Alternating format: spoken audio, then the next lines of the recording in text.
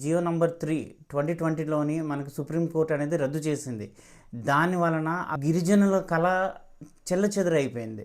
GO number 3 అడవిలో పుట్టిన ప్రతి ఒక్క గిరిజన బిడ్డకి ఒక కళ ఉంటుంది. చదివి ఉద్యోగం చేసి తన కుటుంబాన్ని నిలబెట్టుకోవాలని. కానీ ఆ కళని నిజం చేసుకోవడానికి అవకాశం కూడా ఉండాలి కదా. ఆ ఉద్దేశం వెనుక ఒక ఆలోచన ఉంది.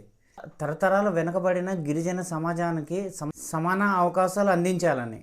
గిరిజన ప్రాంతాల అభివృద్ధి అంటే కేవలం రోడ్లు, భవనాలే కాదు. అక్కడ ఉన్న విద్య, ఉపాధి గౌరవప్రదమైనవి.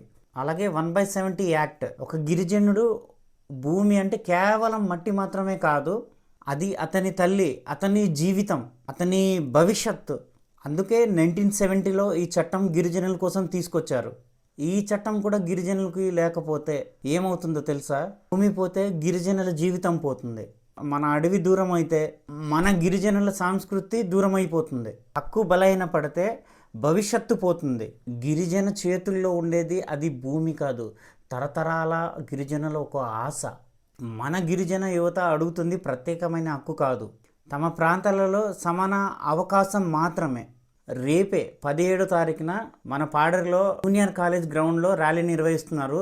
ప్రతి ఒక్క యువత, ప్రతి ఒక్క గిరిజనులు కంపల్సరీ దాంట్లో పాల్గొని దాన్ని విజయవంతం చేయాలని మరి మనస్ఫూర్తిగా కోరుతున్నాను. జై ఆదివాసీ, జై జై ఆదివాసీ.